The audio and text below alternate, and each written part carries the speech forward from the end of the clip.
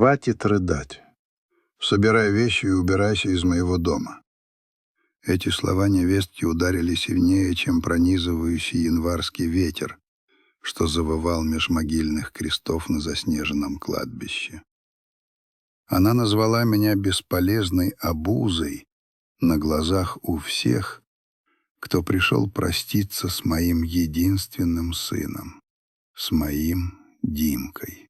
Но Вика, моя дорогая Виктория Игоревна, не знала главного, самого важного, и эта ее слепая самоуверенность станет началом ее конца. Меня зовут Анатолий Павлович Воронин, и мне 68 лет.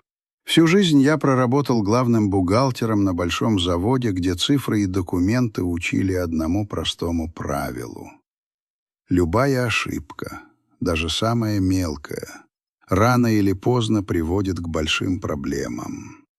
Я привык к точности, к порядку, к тому, что у всего есть свое место и свое документальное подтверждение.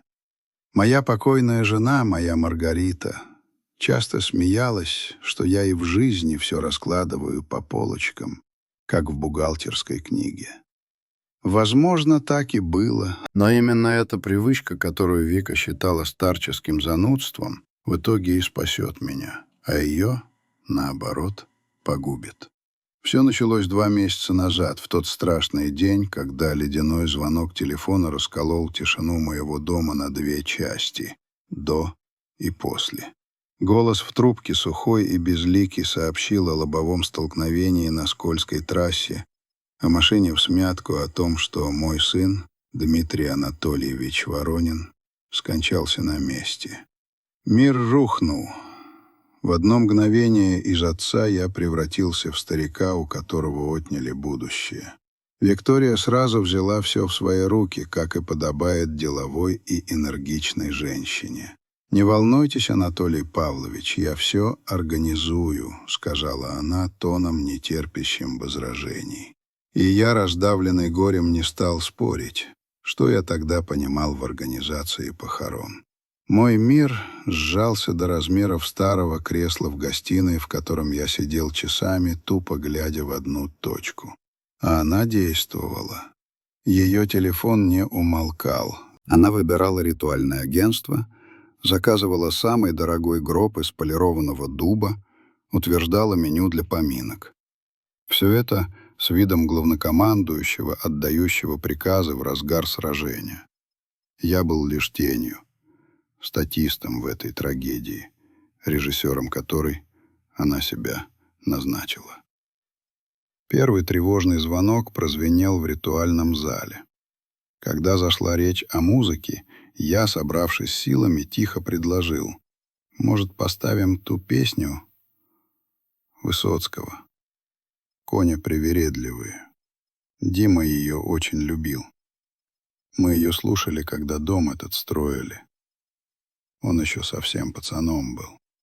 Вика, даже не повернув головы в мою сторону, отрезала: «Что вы, Анатолий Павлович?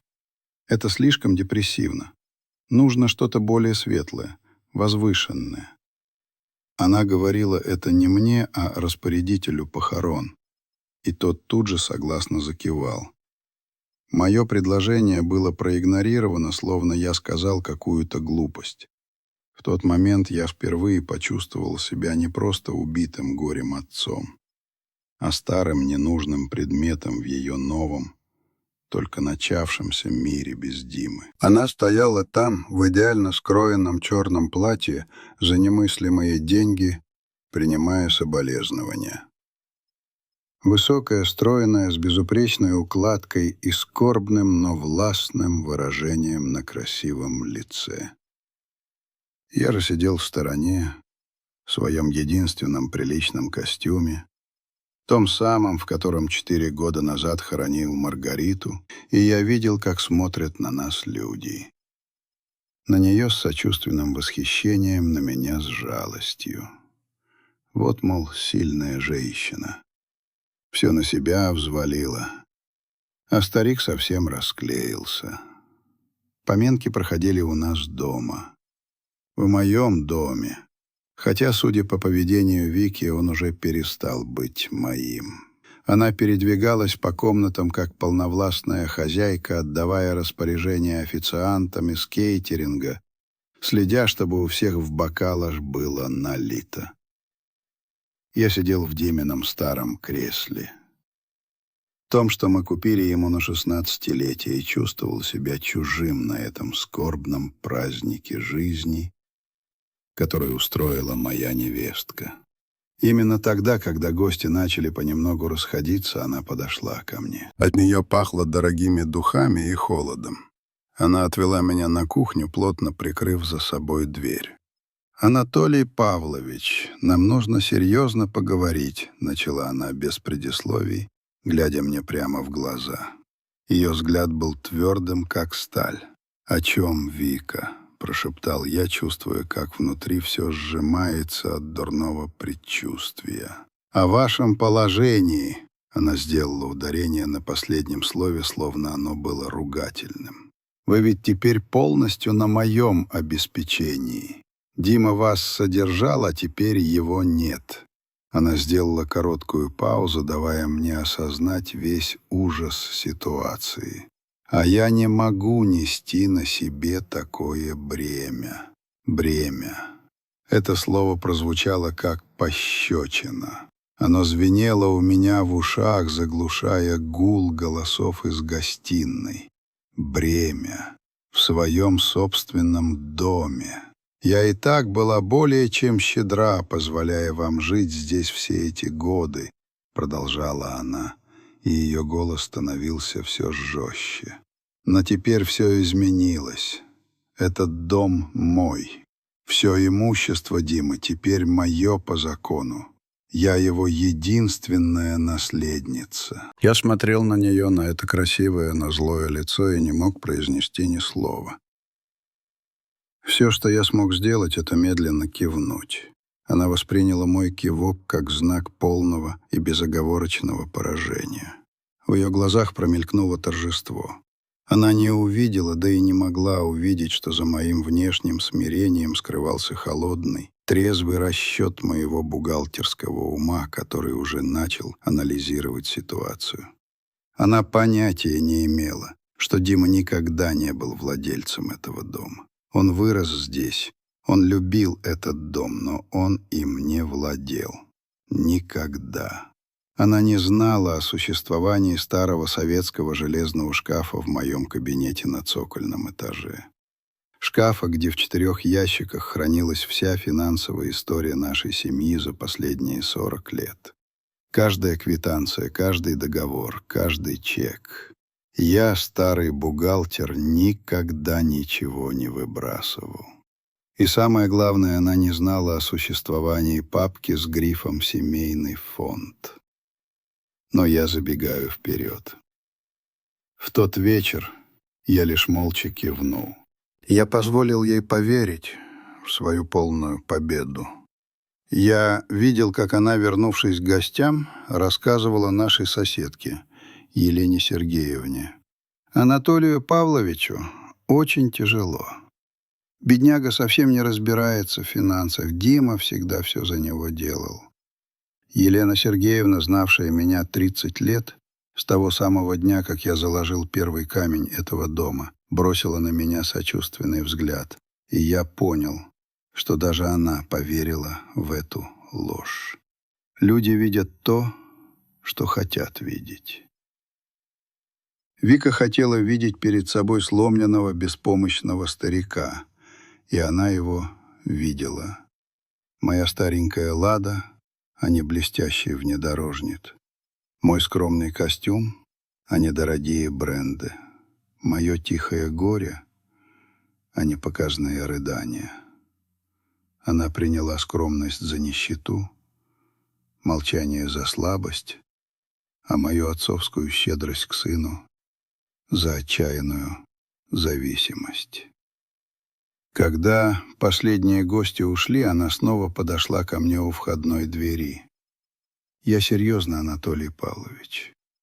Это положение дел меня не устраивает. У вас есть 30 дней, чтобы найти себе новое жилье. Какую-нибудь комнату или место в пансионате для ветеранов. Я обвел взглядом гостиную. Стены, которые я сам штукатурил, паркет, который мы с Димкой, тогда еще 12-летним подростком, укладывали целое лето, смеясь и споря. Лепнину под потолком, каждый завиток, который я вымерял лично. «Я все понял, Вика», — тихо сказал я. Но она и представить себе не могла, что именно я понял. И уж точно она не догадывалась, что ее ждет дальше. Ее уверенность в собственной правоте и безнаказанности была так велика, что она не оставила мне выбора. Игра началась, и правила в этой игре буду устанавливать я. Утро следующего дня принесло с собой звенящую неестественную тишину и горький привкус вчерашнего кофе. Я сидел за нашим старым кухонным столом из массива дуба, который мы с Маргаритой купили на барахолке в Измайлово еще в 1986 году. На пожелтевшем листе из блокнота я начал составлять список. Но не того, что я терял, а того, что Виктория, как она считала, уже приобрела. Первым пунктом шел дом. 220 квадратных метров живой памяти на Кленовой улице, в стародачном поселке Сосновка. По ее же собственным, брошенным вскользь риэлторским оценкам, около 40 миллионов рублей. Вторым — страховка жизни Димы. Полис в его инжиниринговой компании. 15 миллионов рублей. Я был уверен, что в своем воображении Вика уже потратила эти деньги до последней копейки. Третьим — обстановка. Все. От антикварного буфета Маргариты, который достался ей от бабушки, до Димкиной коллекции книг по сопромату, которую он собирал со студенческих лет. Для других хлам, для меня бесценные осколки прожитой жизни. И последним, невидимым пунктом шла моя честь, мое достоинство. Наблюдать, как Вика разгуливает по дому словно королева, унаследовавшая целое царство, когда на самом деле она не унаследовала ничего, кроме долгов по кредитным картам, было невыносимо. Но по-настоящему меня ранило не это. Не деньги и даже не угроза потерять дом. Меня убивал ластик. Вика будто взяла огромный невидимый ластик и методично, с холодным усердием, принялась стирать все 40 лет жизни, которую мы с Маргаритой выстроили в этих стенах. Я подошел к камину в гостиной. Пусто. Еще вчера здесь стояли фотографии. Вот мы с Маргаритой на нашей свадьбе. Молодые и до смешного серьезные. Вот Димка в 1 классе с огромным букетом гладиолусов. Вот мы все вместе на отдыхе в Крыму, счастливые и загорелые. Теперь на каминной полке царил стерильный порядок. Я спросил ее вчера, куда делись снимки. «Я собираюсь сделать новый декор, Анатолий Павлович», — бросила она, не отрываясь от телефона. «Дима всегда говорил, что интерьер пора бы и обновить». «Обновить?» Словно 40 лет наших воспоминаний — это устаревшая операционная система, которую нужно снести и установить новую. К холодильнику исчезли Димкины детские рисунки, которые Маргарита когда-то с любовью прикрепила магнитиками. Из моего кабинета пропали мои же собственные сертификаты и грамоты с работы, висевшие в рамках на стене. На их месте остались лишь бледные прямоугольники на выцветших обоях. Она дала мне 30 дней. 30 дней, чтобы я нашел себе угол, живя, как она полагала, на одну пенсию. 30 дней, чтобы упаковать 4 десятилетия в картонные коробки и сделать вид, что их никогда не было. Самое жестокое заключалось в той абсолютной, непоколебимой уверенности, с которой она все это делала. Она была убеждена, что все козыри у нее на руках. Во вторник, На следующий день после похорон она протянула мне распечатку. Настоящую распечатку, словно я был арендатором, получившим уведомление о выселении. 15 февраля, сказала она, ткнув на маникюренным пальцем в обведенную красным дату. Этого времени вам хватит, чтобы найти себе приличный пансионат. Что-нибудь более подходящее для вашей ситуации. Вашей ситуации. Снова эта фраза, от которой меня передергивало. «Я уже даже присмотрела пару вариантов», — продолжила она, с видом благодетельницы, вытаскивая из сумки глянцевые брошюры. «Вот «Тихая гавань». У них есть свободные места, всего 25 тысяч в месяц за одноместную комнату. 25 тысяч в месяц». Она ожидала, что я буду тратить всю свою пенсию на оплату этой конуры и как-то выживать на оставшиеся копейки. «А на что жить? Еда, лекарства?» — тихо спросил я. Она пожала плечами с видом человека, которого отвлекают от важных дел мелкими бытовыми вопросами. «Но есть же социальные программы, субсидии. Государство заботится о пенсионерах». Государство. Словно я был каким-то попрошайкой, который никогда не платил налоги и не сделал ничего для этой страны. В этот момент я понял. Она не просто хотела, чтобы я ушел. Она хотела, чтобы я был ей благодарен за саму возможность уйти. Чтобы я поблагодарил ее за 30 дней отсрочки, а не за выселение на улицу в тот же день. Чтобы я оценил ее великодушие. Чтобы я смирился с тем, что теперь, когда Димы нет, все будет именно так и никак иначе. Но в то утро, сидя на кухне со остывшим кофе и своим списком, я осознал другое. Виктория совершила одну критическую, фатальную ошибку. Она исходила из того, что все, на что она претендовала, принадлежало Диме. Она прожила с ним 8 лет. Она жила в этом доме 8 лет, но я был уверен, что она ни разу не видела ни свидетельства о собственности, ни выписки из домовой книги, ни единого документа, подтверждающего право владения хоть чем-нибудь. А зачем ей? Дима занимался финансами, так, как его учили мы с матерью. Мужчина должен обеспечивать семью. Старомодно, возможно, но для нас это работало. Вот только Дима никогда не занимался моими финансами. Он помогал мне по дому, да. Привозил продукты, когда я болел. Возил к врачам после смерти Маргариты. Но деньги, вклады, недвижимость — всем этим всегда управлял я сам. Вика видела его сыновнюю помощь и приняла ее за финансовую поддержку. Она видела мою благодарность и приняла ее за зависимость. Она видела 2 года моего тихого вдовства и приняла их за старческую немощь и поражение.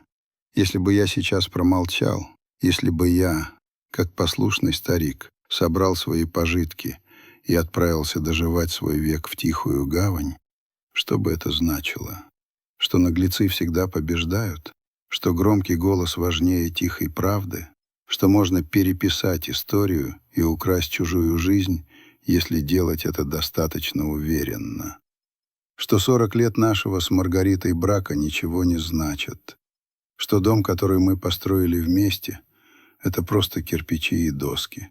Что сына, которого мы здесь вырастили, можно забыть так же легко, как убрать его фотографии из камина? Ставки были не просто финансовыми, они были экзистенциальными. И я спустился вниз. Цокольный этаж всегда был моим святилищем. Маргарита шутила, что я как белка тащу в свою нору каждую бумажку, каждую квитанцию. «Никогда не знаешь, когда может понадобиться доказательство», — отвечал я. Она закатывала глаза и говорила, что нормальные люди не хранят 40 лет банковских выписок. Но я не был нормальным. Я был бухгалтером, который слишком рано понял, что бумажный след — это самая надежная тропа, которая защитит тебя, когда память подведет, а люди начнут лгать. Старый, еще советский несгораемый шкаф стоял на своем месте. 4 ящика педантичного порядка. Каждый ящик — десятилетие. Каждая папка — категория. Каждый документ на своем хронологическом месте. Это было по-своему прекрасно. Я выдвинул нижний ящик. 1980-е. Десятилетие, которое все изменило. Внутри я нашел папку, которую искал. Недвижимость. Кленовая, 12. Да, 12. Номер дома, которым Вика, как она думала, теперь владела. Первый документ. Договор купли-продажи земельного участка от 12 марта 1987 года. Покупатель — Воронин Анатолий Павлович. 43 тысячи советских рублей за 20 соток земли. Второй. Договор со строительным кооперативом «Строитель-87». 78 тысяч рублей за возведение двухэтажного дома по индивидуальному проекту. И третий, самый важный документ. Свидетельство о праве собственности, зарегистрированное в БТИ 15 марта 1987 года.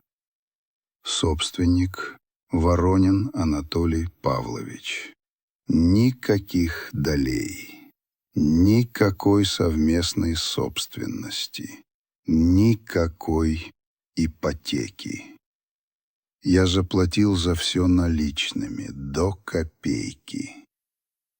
Деньги, которые я копил 15 лет. Вика об этом, разумеется, не знала. В 87-м ей было 4 года. Она, наверное, училась завязывать шнурки, пока я учился читать строительные чертежи. Но в папке было и многое другое. Договоры на подключение газа и электричества, квитанции об оплате налогов на имущество, страховые полисы. Все на мое имя. Все оплачено мной.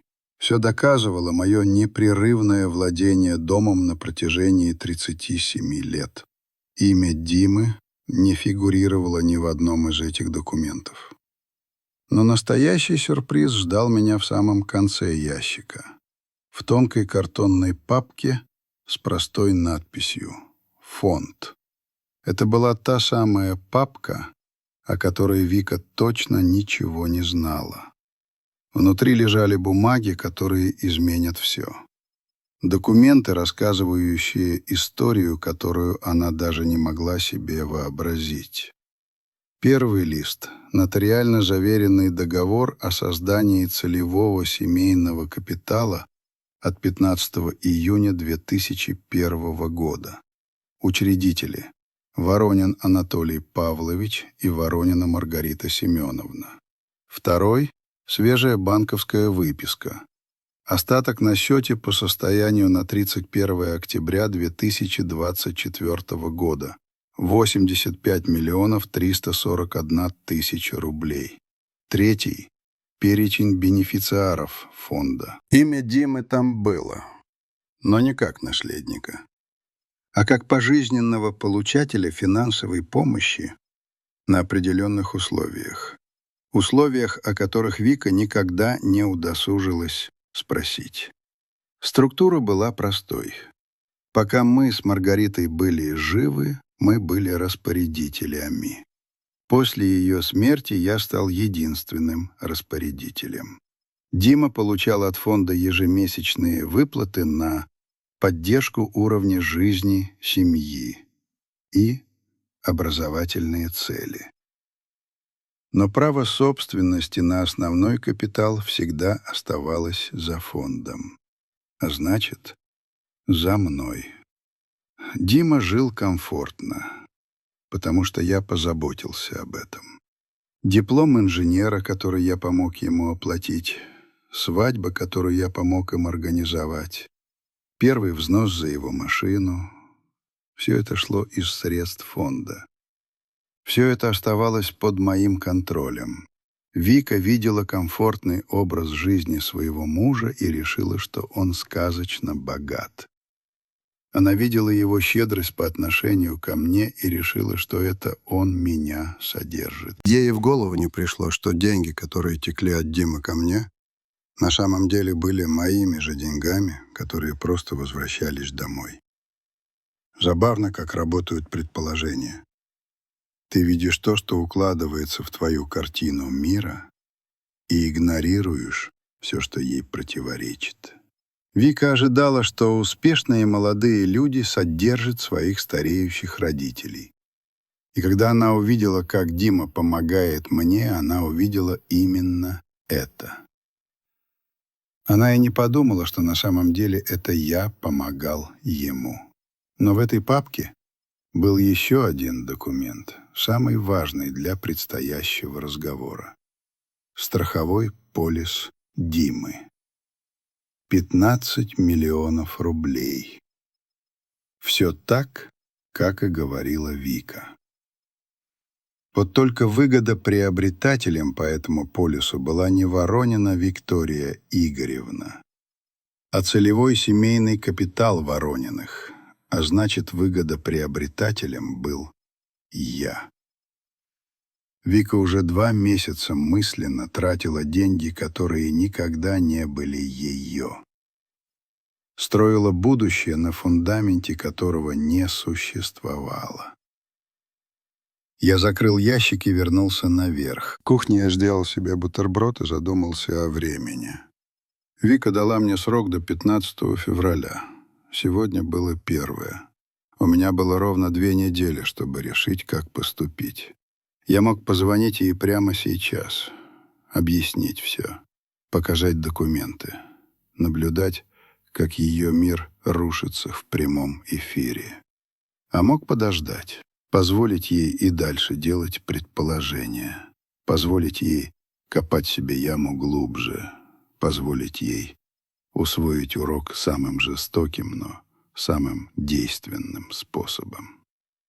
Я вспомнил, как говорил мой старый друг, финансовый директор нашего завода, Толя. Лучшая стратегия в переговорах — это позволить оппоненту загнать самого себя в угол. Виктория определенно загоняла себя в угол. Вопрос был лишь в том, насколько глубокую яму я позволю ей вырыть, прежде чем остановлю ее. Я посмотрел на кухню, которую мы проектировали с Маргаритой 37 лет назад. Шкафчики, которые она выбирала, столешницу, которую я устанавливал, окно, из которого она смотрела, ожидая меня с работы. Мой дом, мой фойфонд, мой выбор. Виктория скоро узнает, что уважение — это не опция, но сначала ей нужно было закончить копать. Воскресное утро принесло с собой худшее проявление Виктории. Я как раз собирался в церковь по многолетней привычке, когда услышал, как в замке поворачивается ключ. Дверь открылась без стука, без звонка. Вика впорхнула в прихожую не одна. За ней, как свита, следовали 3 женщины, в которых я с трудом узнал ее подруг-риэлторов, мелькавших на поминках. «Девочки, смотрите, я же говорила, у дома потрясающий потенциал», — громко на весь холл провозгласила Вика. Правда, декор тут, конечно, жутко устаревший, классический бабушкин стиль, сами понимаете. Они вошли в гостиную, как будто входили не в чужой дом, а в объект недвижимости, выставленный на продажу. Я замер наверху лестницы, невидимый и неслышимый. «О, Боже, Вика, это лепнина, просто шик. — воскликнула одна из них, блондинка в сапогах на такой высокой шпильке, что я невольно поморщился, представив, что они сделают с нашим старым паркетом. «Настоящее? Сталинский ампир?» «Почти», — сознанием дела ответила Вика. 87-й год. Анатолий Павлович сам строил, но вкуса к современному дизайну у него, конечно, ноль. Вы только посмотрите на эти обои. И эта мебель — просто музей какой-то. Я стоял наверху, и каждое их слово впивалось в меня как заноза.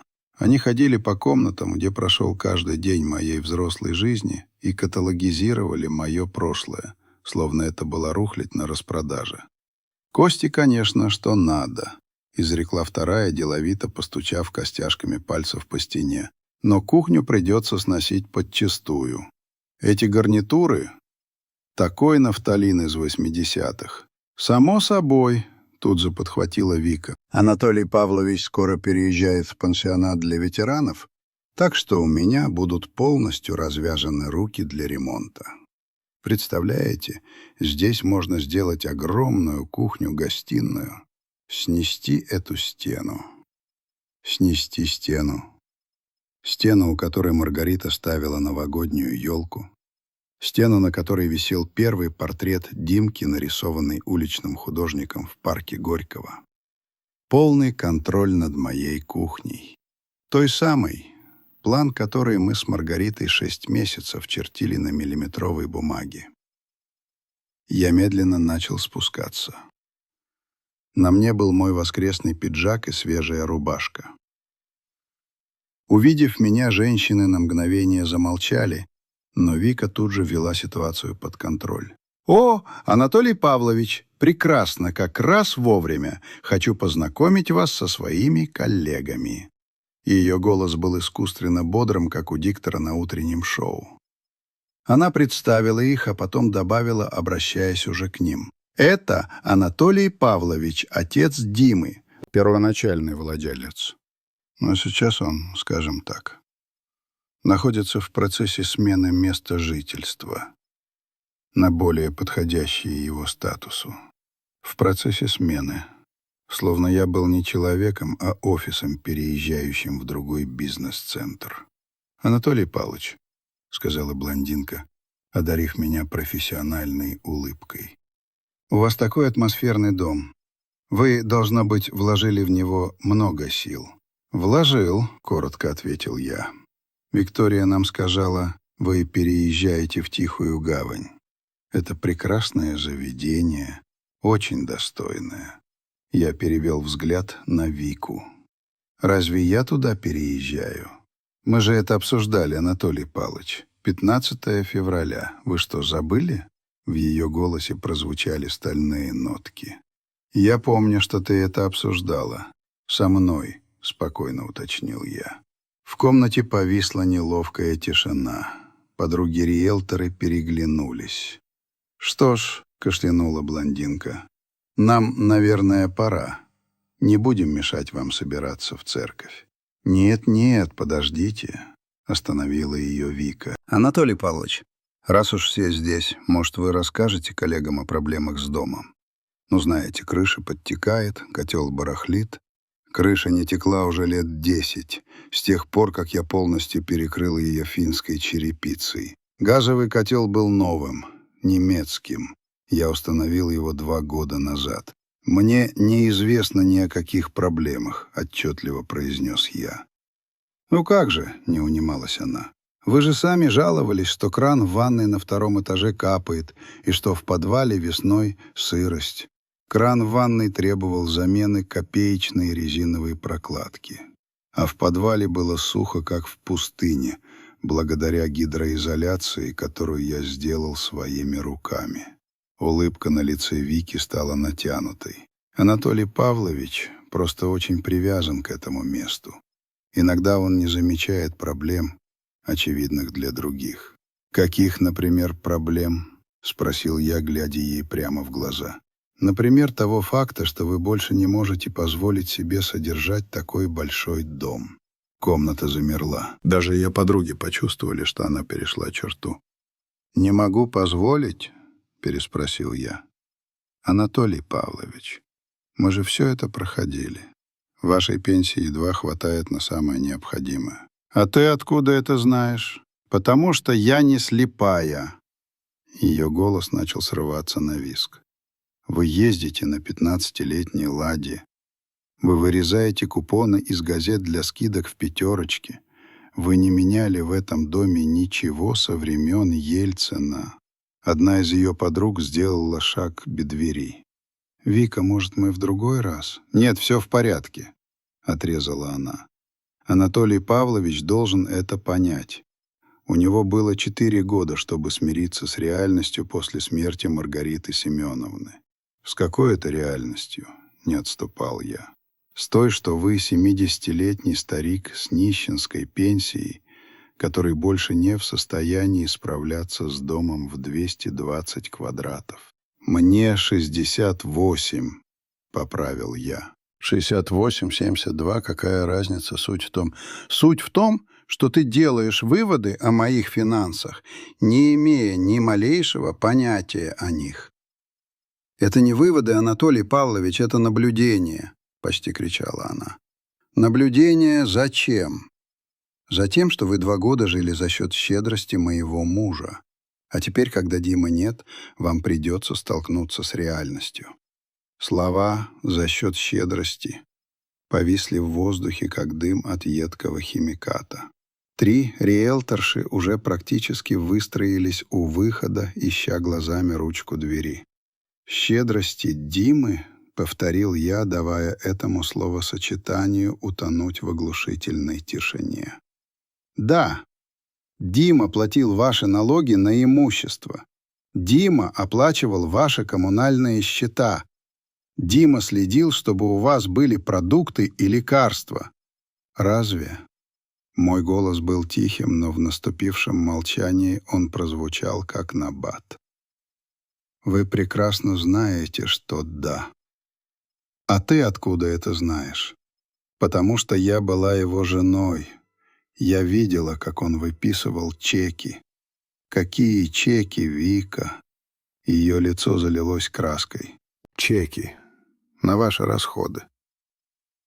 Ты видела, как он выписывал чек в налоговую инспекцию за мой дом? Он платил онлайн. Ты видела, как он оплачивал мой счет за электричество? Он переводил деньги вам на карту. Ты видела банковские выписки, подтверждающие эти переводы? У нас были раздельные бюджеты. Значит, ты никогда не видела ни одного платежа». Блондинка решительно шагнула вперед. «Знаете что, Виктория? Это, кажется, очень личный семейный разговор. Мы, пожалуй, оставим вас». «Нет!» — резко остановила ее Вика. «Это нужно сказать. Анатолий Павлович, вы не можете больше жить в отрицании своего положения». «Какого отрицания?» «Отрицание того, что вы — не что иное, как обуза». Слово разорвало тишину. Мне показалось, даже сама Вика испугалась того, что произнесла это вслух. «Обуза». Тихо, почти беззвучно повторил я. «Да, простите, но это так. Вы были обузой с тех пор, как умерла Маргарита Семеновна. Дима был слишком добрым, чтобы сказать вам это в лицо, но кто-то же должен сказать, что ваше содержание его разоряло». «Разоряло?» «Да, один только налог на землю — это 300 тысяч в год. Прибавьте коммуналку, обслуживание, ваше лекарство». Она набирала обороты, выплескивая все раздражение, что копилось в ней 2 месяца. «Дима потратил в прошлом году не меньше 1,5 миллиона, чтобы вы тут жили припеваючи. А теперь его нет, и я должна взвалить это бремя на себя. У меня своя жизнь, свои планы». Подруги уже не просто пятились к двери, они буквально испарялись из комнаты. «Значит, ты меня выгоняешь», — констатировал я. Я даю вам месяц, чтобы найти подходящее жилье. Это гораздо щедрее, чем поступили бы многие на моем месте. Щедро. Да, щедро. Потому что, откровенно говоря, Анатолий Павлович, вы никогда и пальцем не пошевелили ради успеха Димы. Он всего добился сам. Заработал свои деньги. Купил свой дом. Этот дом? Да, этот дом. Дима унаследовал его от Маргариты Семеновны, а теперь я наследую его от Димы. Так работает закон о наследовании. Я медленно кивнул. Понятно. Вот и хорошо. Наконец-то. Виктория, что? Тебе стоило бы проверить факты, прежде чем делать такие заявления. Особенно при свидетелях. Она рассмеялась. Настоящим громким смехом. Какие факты, Анатолий Павлович? Я профессиональный риэлтор. Я знаю, как работает право собственности. Разве? Уж получше вас, судя по всему. Я посмотрел на 3 женщин, застывших у двери. Они стали невольными зрителями представления, на которое точно не покупали билетов. «Дамы», — сказал я, обращаясь к ним, — «я бы посоветовал вам попросить Викторию показать свидетельство о собственности на этот дом, прежде чем вы начнете планировать здесь ремонт». Лицо Вики в один миг стало белым, как бумага. «Анатолий Павлович, не надо». «Не надо что, Вика? Не надо говорить правду?» Но я уже сказал достаточно. Иногда лучшая месть — это позволить людям самим повеситься на веревке из собственных слов. «Приятного осмотра», — сказал я, поворачиваясь и направляясь к входной двери. У меня был один важный звонок — адвокату. В понедельник утром я сидел в офисе Ирины Владимировны Скворцовой. Ее адвокатскую контору мне посоветовал старый друг с завода лет 10 назад, когда у меня возник спор с налоговой. С тех пор я изредка обращался к ней за консультациями.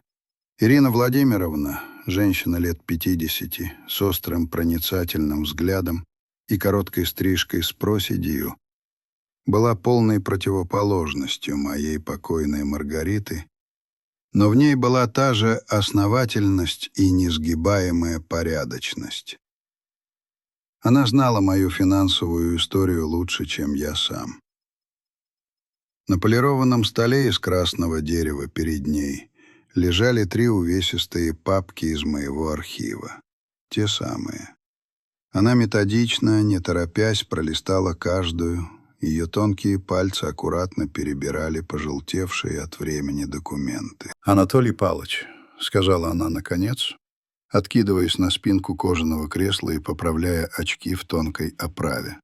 «Я должна спросить, вы уверены, что хотите идти этим путем до конца?» «Более чем, Ирина Владимировна. Уверен. Потому что, как только мы запустим этот процесс, обратной дороги не будет. Виктория Игоревна узнает все. И я не уверена, что ей это понравится». «Хорошо», — сказал я, и в этом одном слове была вся моя решимость. Она кивнула, принимая мой ответ, и открыла первую папку. «Итак, давайте еще раз пройдемся по активам.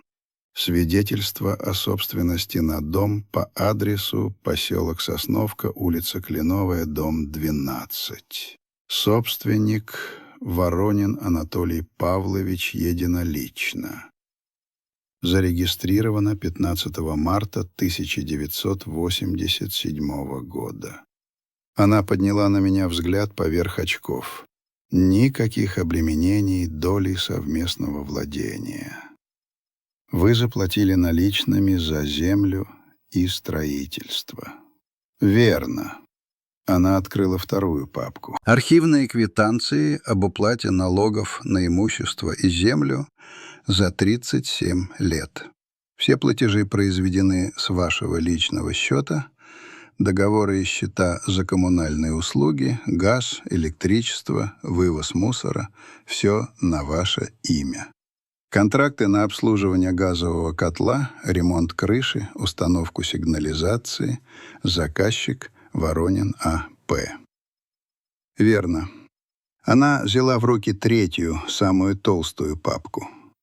И, наконец, вишенка на торте. Договор о создании целевого семейного капитала «Фонд Ворониных». Документы были сложными, полными юридических формулировок, которые мы с ней когда-то разрабатывали годами. «Текущий баланс?» — спросила она, хотя и так знала ответ. 85 миллионов 341 тысяча рублей по состоянию на прошлую пятницу, отчеканил я. Статус вашего сына Дмитрия Анатольевича в фонде. Получатель финансовой помощи в течение жизни. Никогда не был ни распорядителем, ни совладельцем активов. Ирина Владимировна откинулась на спинку кресла. Анатолий Павлович, это огромное состояние. Виктория Игоревна не имела об этом ни малейшего понятия? Ни малейшего. И Дмитрий никогда ей не рассказывал о структуре фонда.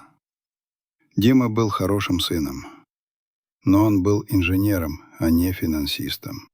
Он знал, что я помогаю ему, когда это необходимо. Вероятно, он никогда не задумывался, откуда именно приходят деньги, и не считал нужным посвящать жену в эти детали. И поэтому Виктория Игоревна решила, что это он вас содержит, а не наоборот. Ирина Владимировна покачала головой. С человеческой точки зрения это можно понять. Молодые семьи редко имеют за спиной фонды такого размера. Чаще бывает наоборот. «Ирония судьбы, не правда ли?» — горько усмехнулся я. Она выгоняла меня из моего же дома, угрожая мне, по сути, моими же деньгами. Как это? Страховка жизни Димы. 15 миллионов. Она 2 месяца строила на них планы. Но выгодоприобретателем по полису является фонд. Именно.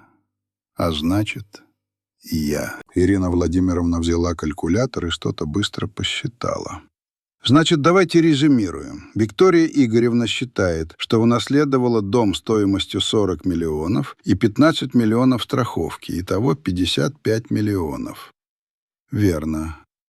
Но на самом деле она не унаследовала ничего, кроме личных вещей мужа. Дом принадлежит вам, страховые деньги поступают в ваш фонд. Именно так.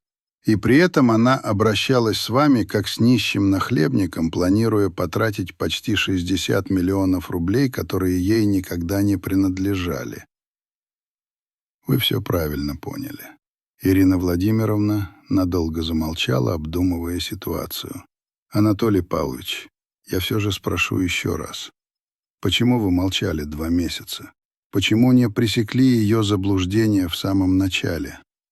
Я вспомнил то воскресное утро, унизительные слова, брошенные мне в лицо при посторонних, эту змеиную холодную жестокость, потому что я хотел увидеть, как далеко она зайдет. И она зашла довольно далеко, кивнула Ирина Владимировна. Что вы хотите делать теперь? Я хочу установить границы, четкие и недвусмысленные. Юридические границы. Все виды границ. Она взяла блокнот и ручку. Говорите, я записываю. Во-первых, я хочу, чтобы страховая выплата была немедленно перечислена на счет фонда. Деньги должны быть у законного владельца, а не в подвешенном состоянии, где Виктория может попытаться на них претендовать. Это просто. Сделаем сегодня же. Во-вторых, я хочу, чтобы Виктории было вручено официальное уведомление о том, что она является гостем в моем доме, а не его собственником, и что она должна освободить помещение. Тоже несложно. В какой срок? 30 дней. Тот же срок, что она дала мне. На губах Ирины Владимировны мелькнула тень улыбки. Поэтично. В-третьих, я хочу, чтобы ей были предоставлены все документы, касающиеся статуса Димы по отношению к фонду, чтобы у нее не осталось ни единого шанса в будущем заявлять о своем неведении. Мы можем подготовить полный пакет заверенных копий. И в-четвертых, я сделал паузу, собираясь с мыслями. Я хочу, чтобы при этом разговоре присутствовали свидетели. Свидетели? Те самые риэлторы, ее подруги, которые в воскресенье слушали, как она называет меня обузой. Они должны услышать правду из первых уст. Ирина Владимировна отложила ручку. Анатолий Павлович, это уже похоже на публичное унижение. Нет, публичное унижение — это то, что Виктория устроила мне. А это публичное просвещение. Есть разница. Она унижала меня, чтобы почувствовать себя сильной. Я же хочу донести правду до людей, чтобы предотвратить подобные ситуации в будущем. Но для юридической процедуры риэлторы не нужны. Они нужны для процедуры социальной, — возразил я. Виктория 2 месяца рассказывала всем в нашем поселке, что я нищий старик, живущий на подачке. Эти люди заслуживают знать правду. И Виктория заслуживает того, чтобы услышать эту правду в присутствии тех, кому она лгала. Ирина Владимировна несколько секунд смотрела на меня, а потом кивнула. «Хорошо, я вас поняла. Когда вы хотите это сделать?» «Завтра. Дадим ей еще 24 часа насладиться своими иллюзиями. А если она откажется встречаться? Тогда мы просто вручим ей все документы через курьера без объяснений. Пусть разбирается сама с помощью адвоката. Так будет даже дороже для нее». Ирина Владимировна открыла свой ежедневник. «Я могу подготовить все к 10 утра. Где встречаемся?» «В ее риэлторском агентстве «Премьер». На ее территории. Пусть ее коллеги увидят, как выглядит уважение».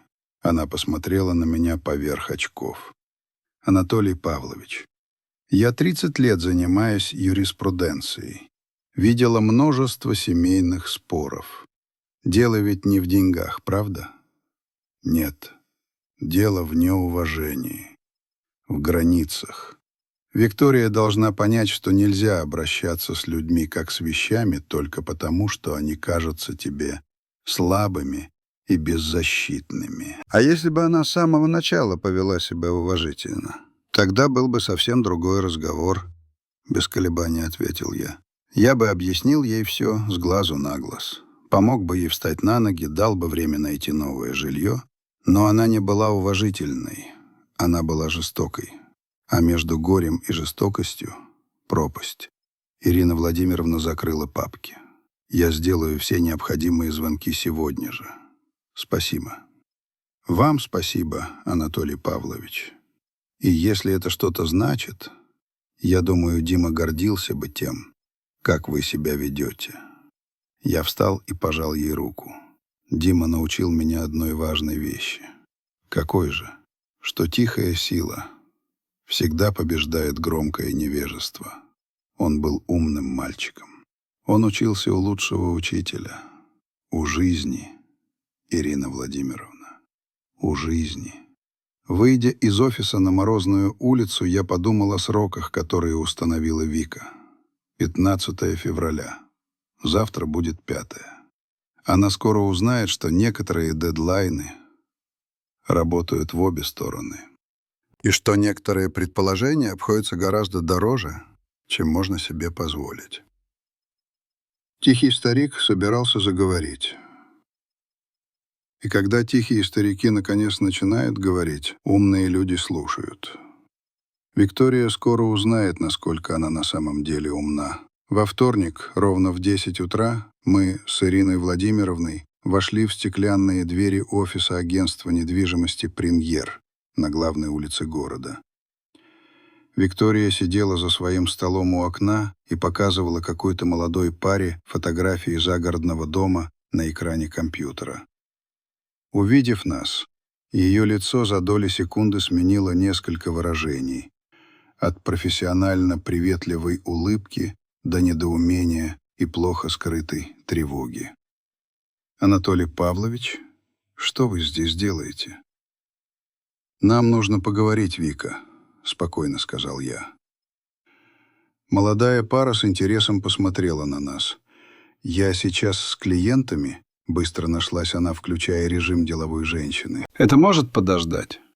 «Нет», — твердо сказала Ирина Владимировна, делая шаг вперед и кладя на стол свой элегантный кожаный портфель.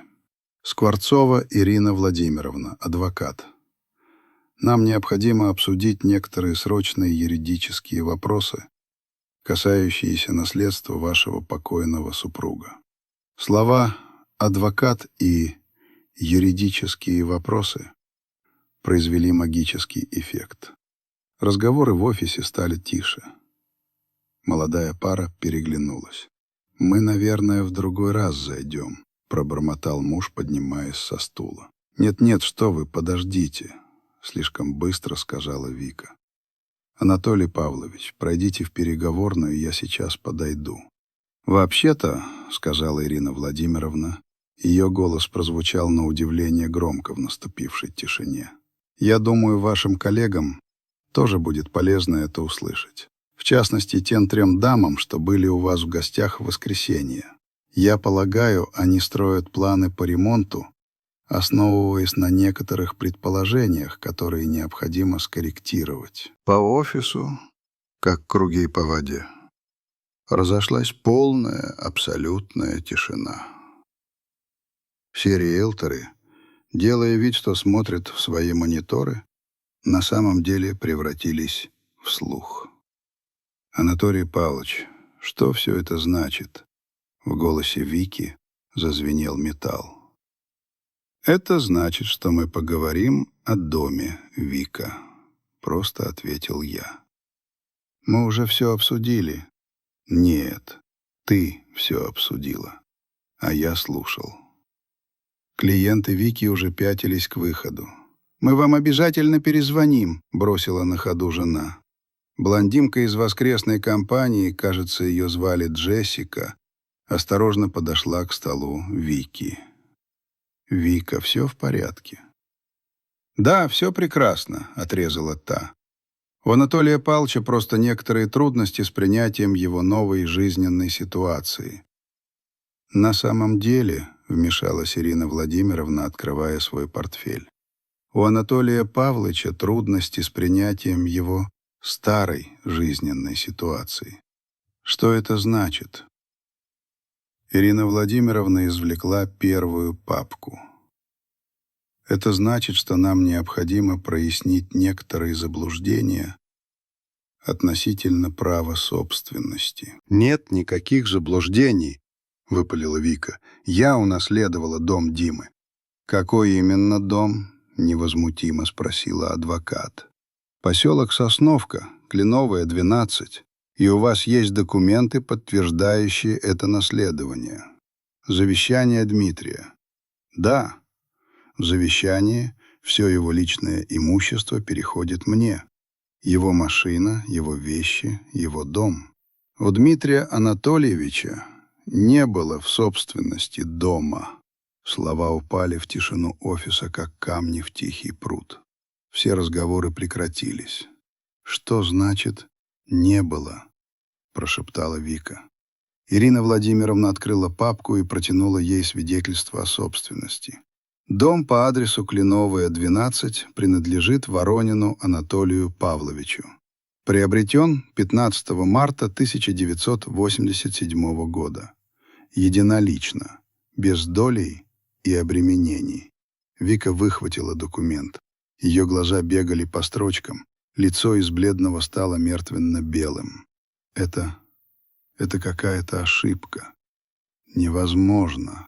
Дима унаследовал этот дом от Маргариты Семеновны. Маргарита Семеновна Воронина не владела никакой недвижимостью. Холодно констатировала Ирина Владимировна. Все имущество было приобретено Анатолием Павловичем до регистрации брака, но в браке. Но Дима там жил всю жизнь, как сын Анатолия Павловича, в доме Анатолия Павловича. Джессика и другие риэлторы подходили все ближе, как зрители, притягиваемые сценой уличного представления. «Я не понимаю», — растерянно пробормотала Вика. Дима платил все счета, налоги, коммуналку. Все. «Нет», — тихо, но твердо сказал я. Дима помогал мне по хозяйству, а все счета оплачивал я. «Это неправда». Ирина Владимировна достала вторую папку. Налоговые декларации за 37 лет. Все оплачено с личного счета Воронина Анатолия Павловича. Страховые полисы на дом. Она выкладывала на стол документ за документом. Оформлены на Воронина Анатолия Павловича. Счета за газ, электричество, воду, договоры на обслуживание. Все на имя Анатолия Павловича. Вика смотрела на эти бумаги, как на иероглифы. Этого не может быть. У Димы были деньги. Хорошие деньги. Он был ведущим инженером. Дмитрий жил комфортно, потому что Анатолий Павлович позаботился об этом, сказала Ирина Владимировна. Что это значит? Адвокат открыла третью папку. Целевой семейный капитал, фонд Ворониных. Текущий баланс 85 миллионов 341 тысяча рублей. В офисе можно было услышать, как муха бьется о стекло. Дмитрий был бенефициаром фонда в течение своей жизни, продолжала Ирина Владимировна. Анатолий Павлович оказывал ему финансовую поддержку на образование, свадьбу и прочие нужды. Вы хотите сказать, что это Толя содержал Диму? Я хочу сказать, что Анатолий Павлович, как любящий отец, поддерживал своего сына из собственных средств. Виктория медленно опустилась на свой стул. Но Дима говорил мне. Он говорил, что помогает отцу деньгами. Дмитрий помогал отцу физически, поправила ее Ирина Владимировна. Продукты, поездки к врачу, работа в саду. А Анатолий Павлович помогал Дмитрию финансово. «Страховка», — вдруг вспомнила Вика. Ее глаза загорелись последней надеждой. Страховка жизни Димы. 15 миллионов. Они мои. Ирина Владимировна достала из папки последний документ. Выгода приобретателем по страховому полису Дмитрия Воронина является целевой семейный капитал фонд Ворониных. Нет. Да. Эти деньги принадлежат Анатолию Павловичу. Виктория обвела взглядом офис. Все ее коллеги, вся ее профессиональная свита смотрели на нее. На женщину, которая еще в воскресенье была так уверена в своем богатстве, так презрительно-снисходительно к старому, по ее мнению, нахлебнику.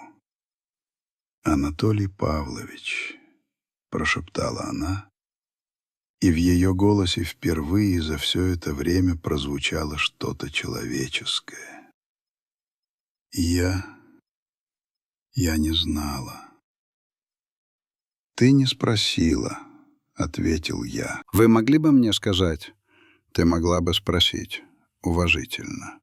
Ирина Владимировна закрыла папки и сложила их в портфель. «Виктория Игоревна, согласно воле собственника, у вас есть 30 дней, чтобы найти себе альтернативное жилье». 30 дней», — эхом повторила она. «Тот же срок, что вы дали Анатолию Павловичу. Но куда я пойду?» «Это больше не является заботой моего клиента», — отрезала адвокат. «Вы — дееспособная взрослая женщина с профессией. Уверена, вы что-нибудь придумаете». Виктория посмотрела на меня, и я впервые увидел в ее глазах то, чего не видел никогда раньше. Уважение, смешанное со страхом и отчаянием. «Анатолий Павлович, простите меня, я сделала неверные выводы». «Да, ты сделала», — подтвердил я. «Может, мы можем как-то договориться, найти какой-то компромисс». Я оглядел застывший в молчании офис. «Уважение, Виктория Игоревна, это не предмет торга, и никогда им не было. Я теперь это понимаю. Хорошо. Это первый шаг к тому, чтобы его заслужить». Мы с Ириной Владимировной направились к выходу. «Анатолий Павлович!» — окликнула меня Вика. «Что теперь будет?» Я обернулся в дверях. «Теперь, Вика, ты узнаешь то, что я знал всегда». «Что?» «Что тихие люди не значит слабые. Мы просто очень избирательны в том, когда именно подавать свой голос». И мы вышли. Тишина, оставшаяся за нашими спинами, говорила громче любых слов. К четвергу вся эта история, обрастая невероятными подробностями, расползлась по нашему дачному поселку, а оттуда — по всему профессиональному сообществу риэлторов. Слухи в таких маленьких замкнутых мирках распространяются быстрее лесного пожара. Я узнал об этом от Елены Сергеевны, моей соседки, с которой мы дружили семьями еще с тех времен, когда на месте наших домов был пустырь. Она зашла ко мне утром, принеся с собой термос с шиповником и свежие сплетни. «Туля, ты бы видел черовику в нашем сельпо», — сказала она, уютно усаживаясь за кухонный стол в то самое кресло, где когда-то сидела моя Маргарита. Выглядела так, будто привидение увидела. «Что так?» — спросил я, разливая по чашкам ароматный напиток. Ну, для начала она копалась в корзине с уцененными продуктами.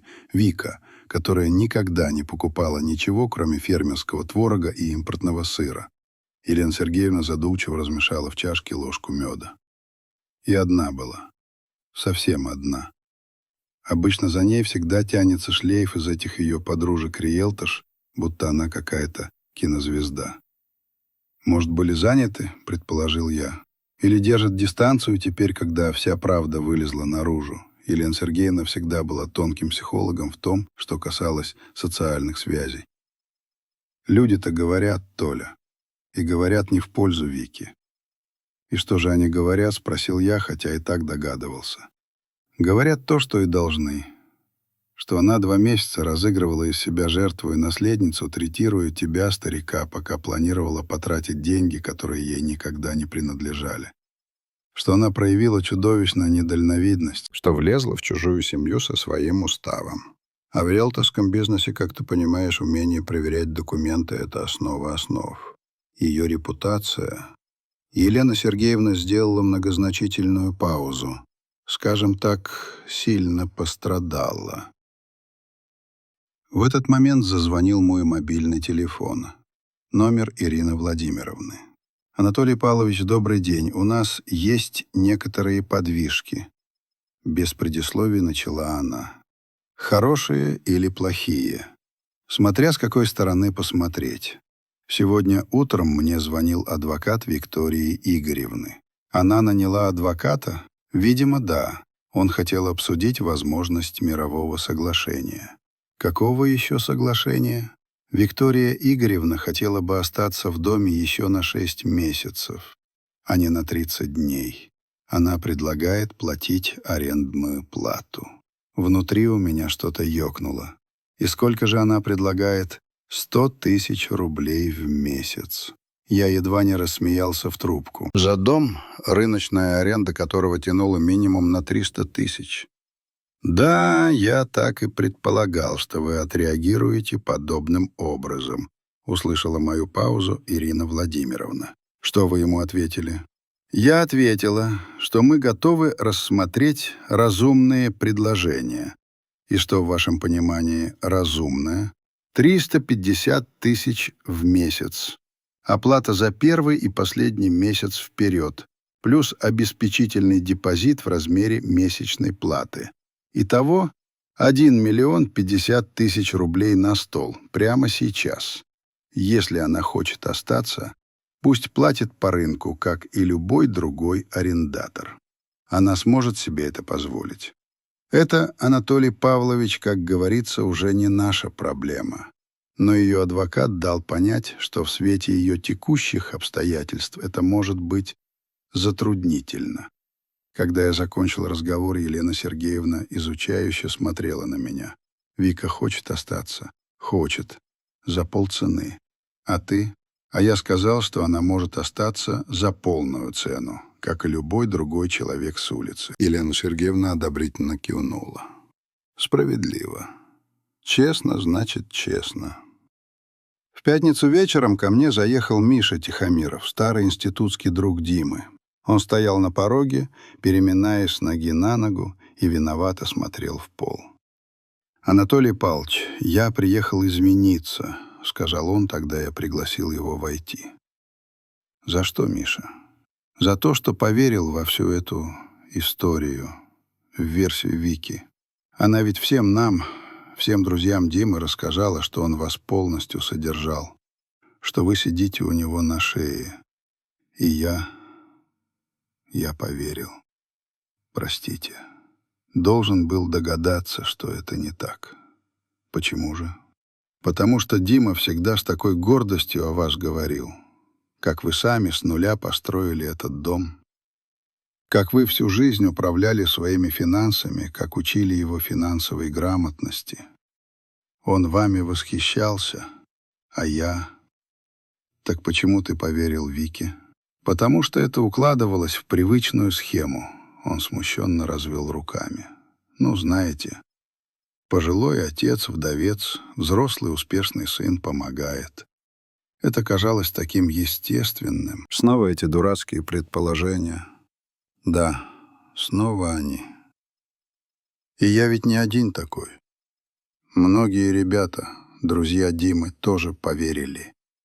А теперь мы все чувствуем себя идиотами. И думаем, что еще из того, что Вика рассказывала нам о Диме, могло быть неправдой или искажением фактов. Это был интересный поворот. Авторитет Виктории рушился не только в профессиональной, но и в личной, социальной среде. Она теряла доверие по всем фронтам. В субботу утром Ирина Владимировна позвонила с последними новостями. Адвокат Виктории Игоревны перезвонил. Она сказала, что не может позволить себе такую арендную плату. Она съезжает. Хорошо. Но это еще не все. Есть кое-что еще. Что? Она также уходит из агентства «Премьер». Добровольно. Назовем это по соглашению сторон, но вы же понимаете, что это значит. Значит, Виктория за одну неделю лишилась и дома, и работы. Анатолий Павлович, я обязана спросить, вам не жаль ее? Хоть немного. Я оглядел свою кухню. Ту, что мы проектировали с Маргаритой. Ту, которую Вика собиралась снести под чистую и обновить. «Ирина Владимировна», — медленно произнес я, — «Виктория сделала свой выбор. Она выбрала быть жестокой, а не доброй. Она выбрала делать предположения, а не задавать вопросы. Она выбрала унизить меня перед посторонними людьми. А теперь она просто столкнулась с последствиями, с естественными последствиями своих действий. Я ведь не увольнял ее с работы. Это сделали ее клиенты, которые потеряли к ней доверие. Я не выгонял ее на улицу в тот же день. Я дал ей тот же срок, что и она мне. Все справедливо. Вы правы. Это не месть. Это карма. Именно. Это не имеет ко мне никакого отношения. Через 3 недели, в один из последних дней февраля, к дому подъехал небольшой грузовик. Я наблюдал из окна своего кабинета, как Вика, одетая в простой пуховик и джинсы, руководила 2 грузчиками. Она была одна. Ни подруг риэлторов, ни сочувствующих коллег. Они выносили коробки с ее вещами, какую-то мебель, которую она, видимо, покупала сама. Все это выглядело жалко и буднично. Когда они закончили, она на мгновение задержалась у калитки. Она посмотрела на дом. На большой, крепкий, 2-этажный дом из красного кирпича, который на краткий миг показался ей ее собственностью. В ее взгляде не было ненависти, только усталость и, может быть, запоздалое понимание. Потом она села в свою машину и уехала. Я остался один. В доме воцарилась тишина. Но это была уже другая тишина. Не та давящая, звенящая пустота, что поселилась здесь после смерти Димы. Это была спокойная, умиротворяющая тишина моего дома, моей крепости, моей тихой гавани. Я прошел по комнатам, вернул на каменную полку фотографии, нашел в кладовке коробку с Димкиными детскими рисунками и снова повесил их на холодильник. Я сел в свое старое кресло, то самое, в котором провел столько часов, оцепенев от горя. Я не чувствовал ни злорадства, ни триумфа, только горькое, но чистое чувство восстановленной справедливости. Чувство, что я защитил не просто стены и деньги. Я защитил память о моей жене. Я защитил честь моего сына. Я защитил свое собственное достоинство. Я встал и подошел к окну. За ним начинался тихий зимний закат, окрашивая снег в саду в розовые и лиловые тона. Этот сад мы сажали с Маргаритой. Каждое дерево, каждый куст. Виктория преподала мне важный урок. Она напомнила мне, что мир полон людей, которые принимают тишину за слабость, а скромность — за повод для агрессии. Но и я, в свою очередь, преподал урок ей. Урок о том, что самые тихие люди порой обладают самой большой силой. Силой правды, силой терпения и силой безупречно организованного архива. Я заварил себе чай. В доме было тихо, и эта тишина была прекрасна.